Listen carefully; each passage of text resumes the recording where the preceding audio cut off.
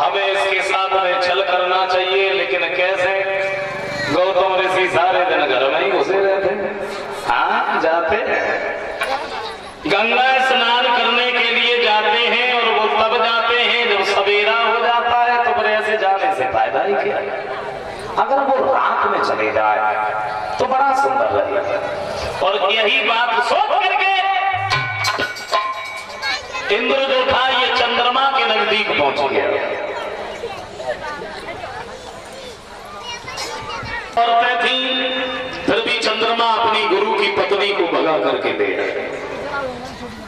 काग को काग, मराल को मराल, और स्वान को स्वान ही भावे। ठग को ठग और चूर को चूर, गधा की पीठ गधाई खजवावे। उसी से विचार बनते जो अपने विचारों का। और एक बात कही, भैया कहिए, तो मेरा एक छोटा सा काम कर दो। कौन सा? बोले कोई ज्यादा बड़ा काम थोड़ी है, छोटा सा है। इंद्र ने चंद्रमा से एक बात कही है। एक लाइन कहा करते थे हमारे उतनी बड़े बड़ा पसंद क्या तुम मोरा गाँव में जाना और मैं बाबा बन जाऊंगा।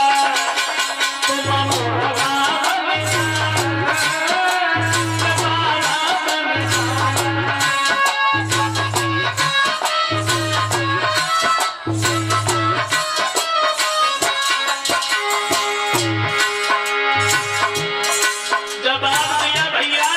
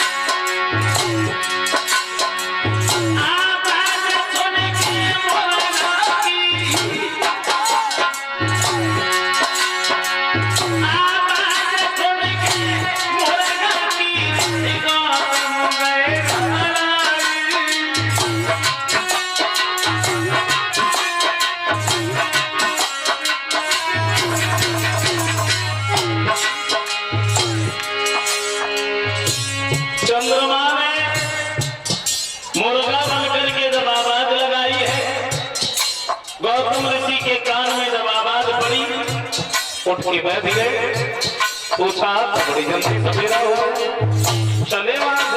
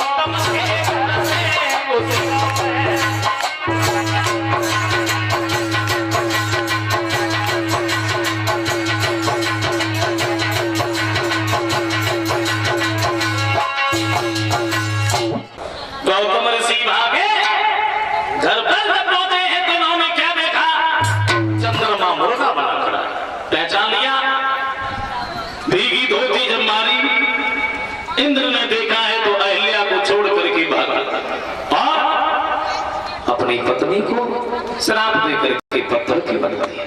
बेटा राम, अगर तुम्हारे चरणों की धूल इनके ऊपर पड़ जाए तो फिर इनका उद्धार हो जाए। तो गुरु विश्वामित्र के कहने से और अहिल्या का उद्धार किया। इंद्र के उन पापों से उन्हें पार किया। अहिल्या का उद्धार करने के बाद वहां से आगे बढ़ेंगे कि चले रघुराई और पहुंचे फूल बाग में चले।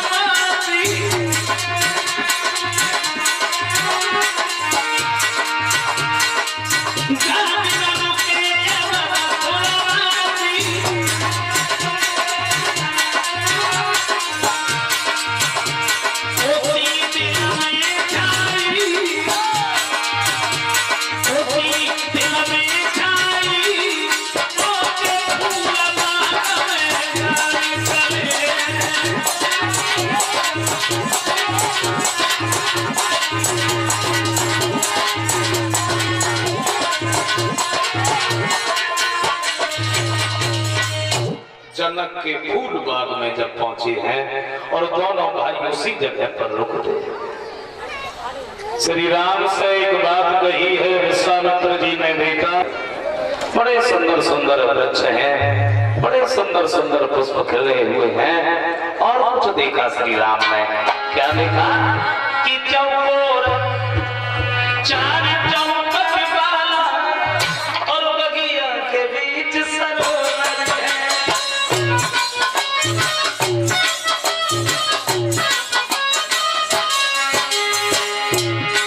क्या देखा भगवान श्री राम ने?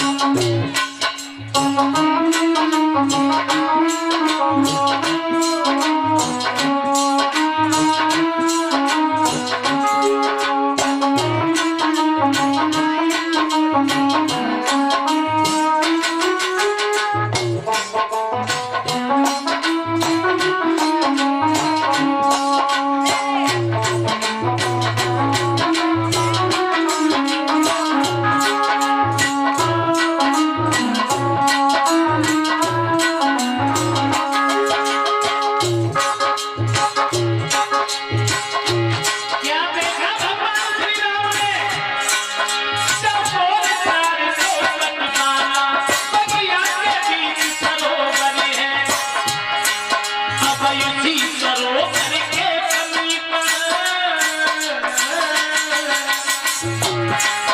अब उसी सरोवर के समीप गिरजा जी का मंदिर है।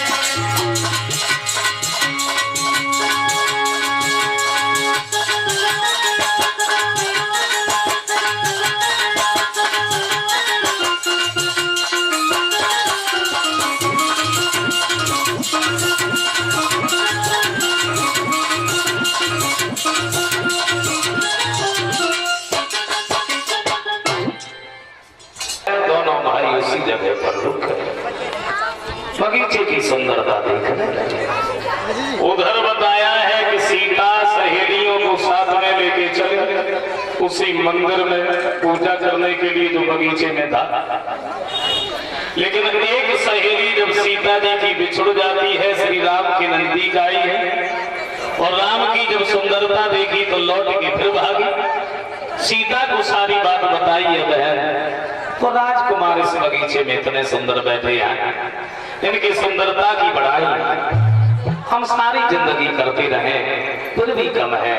और हमें तो ऐसा लगता है, कैसा लगता है,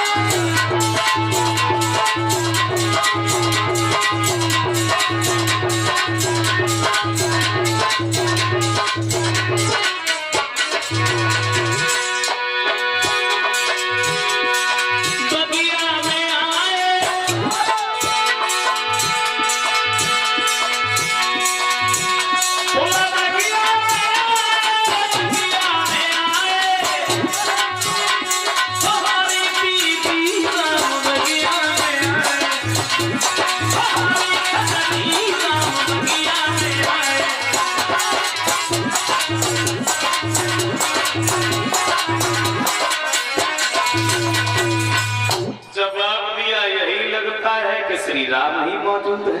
और जैसे ही इतने शब्द सुने तो ये सीता वहां से आगे बढ़ी। ये एक दूसरे की तरफ देख तो रहे लेकिन कुछ कहते नहीं। सीता और राम की वो दशा बन गई, गूंगा स्वाद जिम सकै न भान।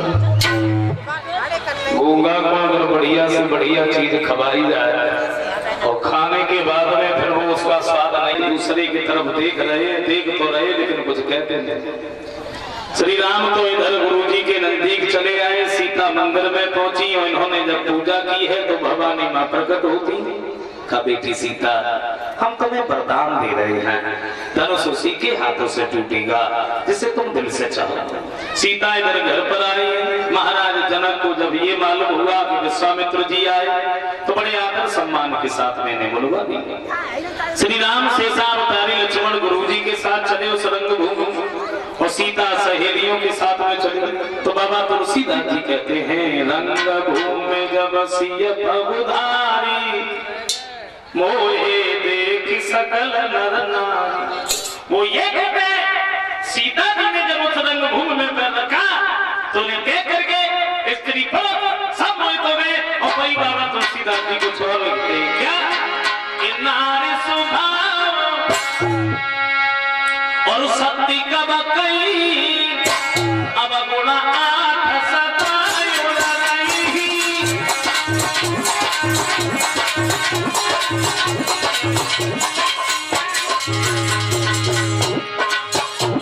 वो कहते हैं कि स्त्रियों के अंदर जो 8 गुण होते हैं, आप माफ करें जो हमारी माताएं रहने बैठी हैं, मैं बुराई नहीं कर रहा हूं। उन 8 अवगुणों में ये भी एक अवगुण होता है। कौन था?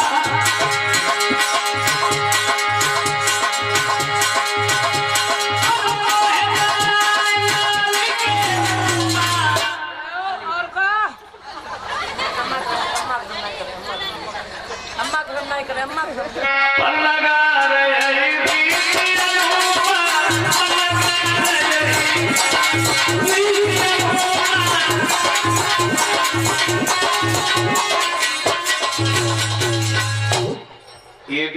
कब गुड़ होता है।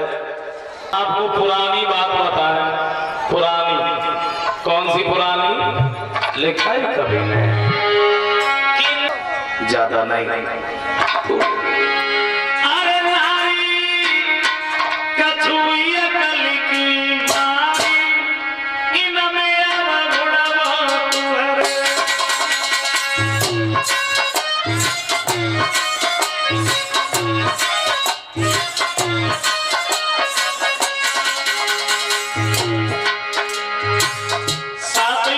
ये भी बताएं कि गुड़ क्या होते हैं। पहला गुड़ ये होता है, स्त्री बच्चे को जन्म देती है, उसका पालन पोषण करती है, जिससे सृष्टि आगे बढ़ती है।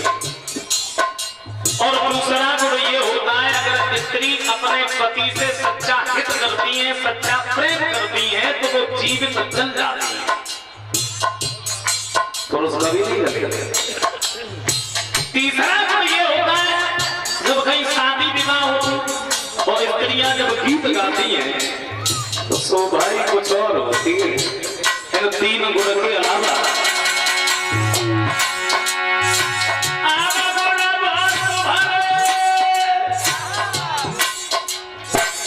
माफ करें, ये तो मैंने पहले कह दिया, हम आजकल की कोई बात ही नहीं पता।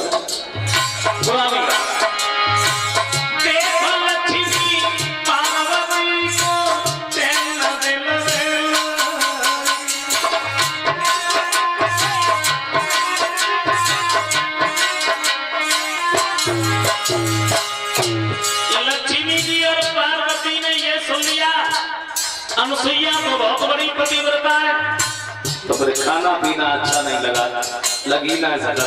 क्यों? क्योंकि बड़ाई तो का कुछ नहीं है। देखो लक्ष्मी पार्वती को चैन दिल में,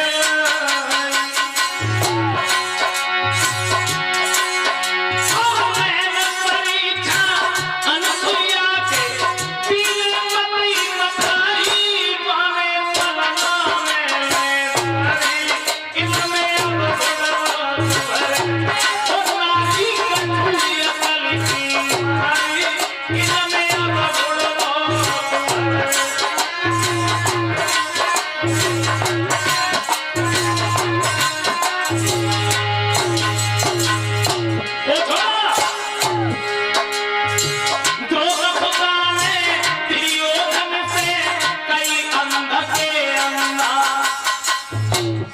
नहीं कहना चाहिए था, क्योंकि रास्ते में जेठ लगता था।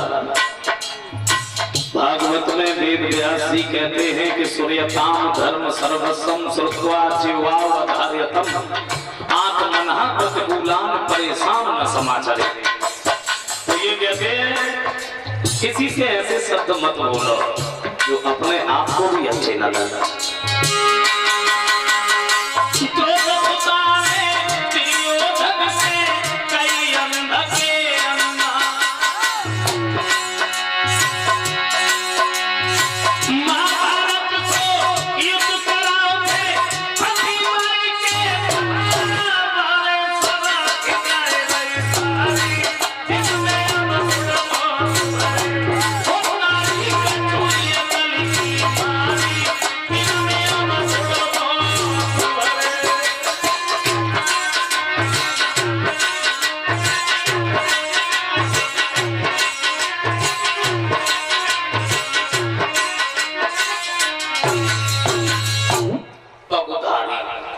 पगधारी भगवान श्री राम का नाम था।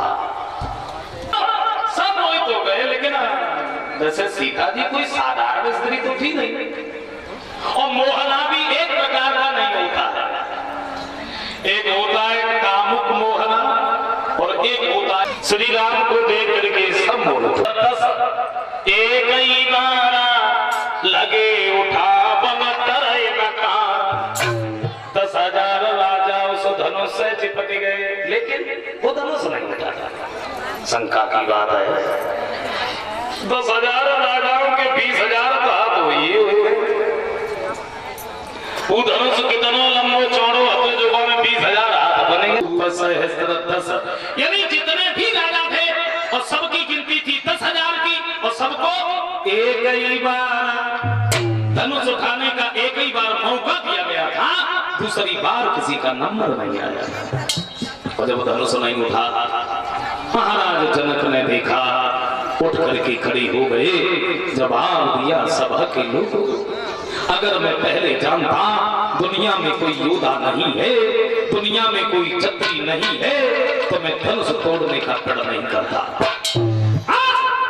अब तुम लोग हमारी चेहरा की तरफ क्या देख रहे हो? मुझे मालूम है सीता का विवाह किसी की भाग्य में नहीं लिखा। सोचा कि कुआरी लली लली मैंने मेरा पापे धनुष की खानी कुआरी।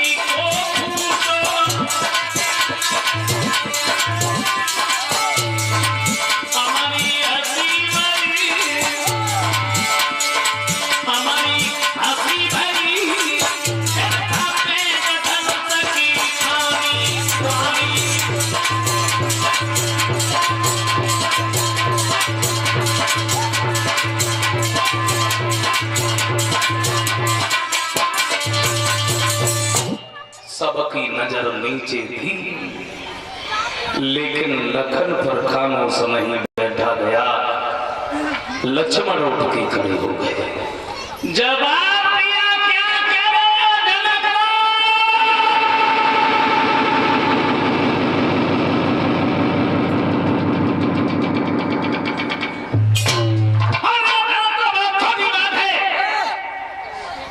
अगर अपने गुरु की आज्ञा पा जाए ना, सारे भूमंडल को उखाड़ करके फेंक दे। समझ गए? सबकी नजर लक्ष्मण की तरफ जम गई। ओ बाजी बा,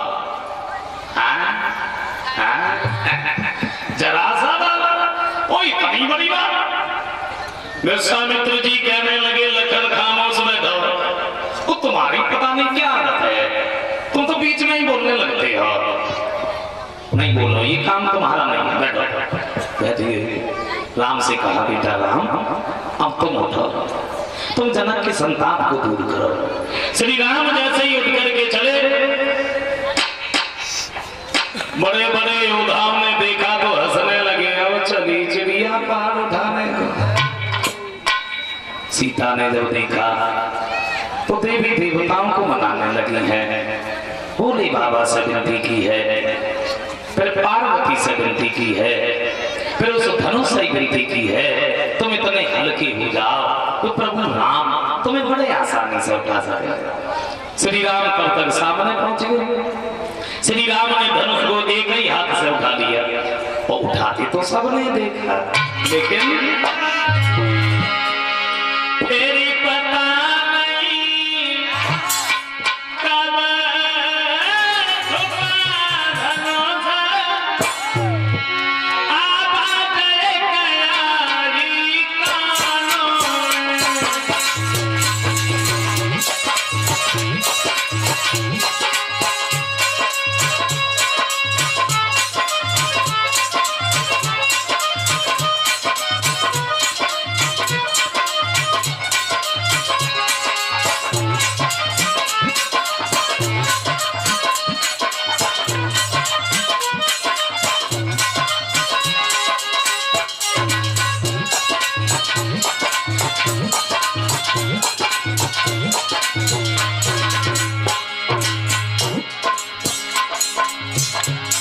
धनुष उठाते तो देखा, लेकिन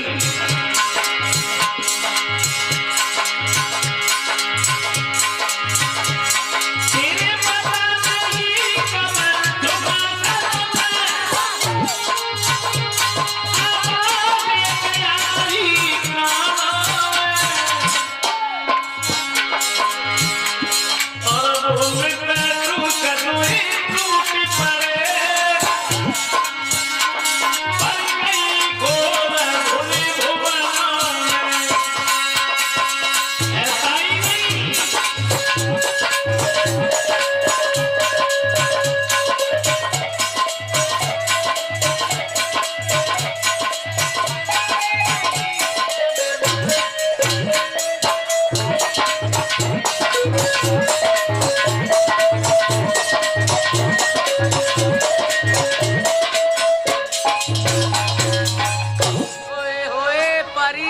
तब राम कोई बनवासी तो थे नहीं। अंदाजा लगाओ ज्यादा ना आए तो एक 1.5 हाथ को तो मुकुट पे नहीं हुए और काका जो चंपल है पहने हुए हैं। और जब जयमाला ना पहराए पहले तो सीता की जो सहेलियां रहे वे विनती करती हुई बोली है राम से, राम कहिए मेरा कहना है क्या है तो बोली कि ढुकी गई हो लाला रघुवीर लली मेरी बारी ढुकी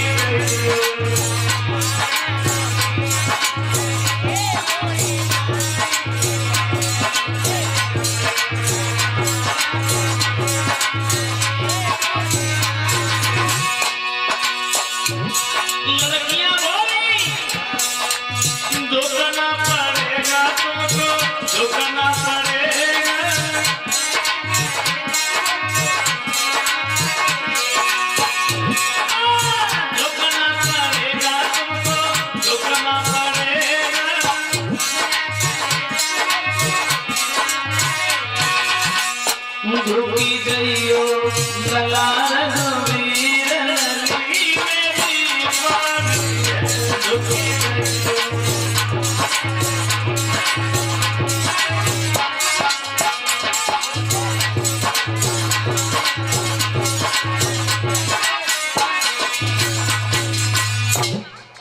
राम ने सोची अगर जे कह रही है तो हम झुके जाता है भला हमें क्या हो जाता है। और जैसे ही झुकने के लिए तैयार हुए सो लक्ष्मण इनके नजदीक ही खड़े रहे वे धीरे से ही बोले भैया बोले हाँ जवाब दो ससुराल सो हो जाएगी सामने सो पहली बार अगर अब झुका ही रहा तो सारी जिंदगी ऐसे ही झुकी रही हो। वो सीधे खड़े हो गए वो नहीं। लड़की ने सोची हाय अब क्या करें जयमाला कैसे पहनवा। लक्ष्मण सही कही बोले तुम ही कोई उपाय सोचो। लक्ष्मण बोले तुमने अब कही है थोड़ी देर पहले कही गई होती तो जयमाला तुमने कड़की पहनवा दी होती। लक्ष्मण ने सबे सुनाए कि एक बात कही देखो भैया ने धनुष तोड़ो और हमने इनके पैरों नहीं छुए। लक्ष्मण ने जैसे ही पैर छुए श्री राम ने झुक के लक्ष्मण के सर पे हाथ रख सीता को मौका मिल गया उन्होंने जयमाला डाला।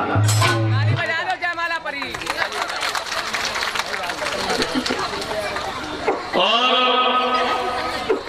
जयमाला डालकर हट नहीं पाई तब तक क्या देखा कि क्रोधा निधान परशुराम जी का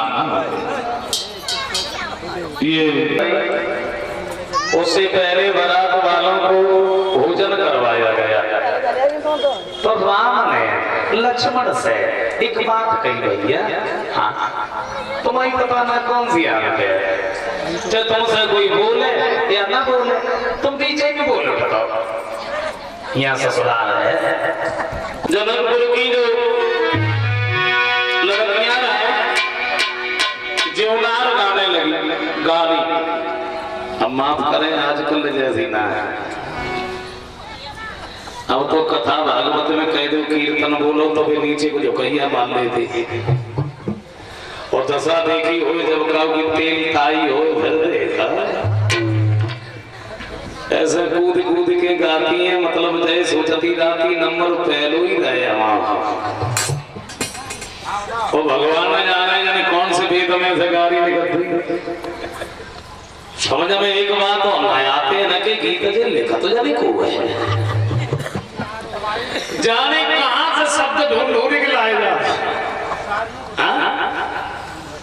तो गाली देती नहीं बोली है तुमसे नित आवे महिमा इसके दो अर्थ है तुमसे नित आवे महिमा।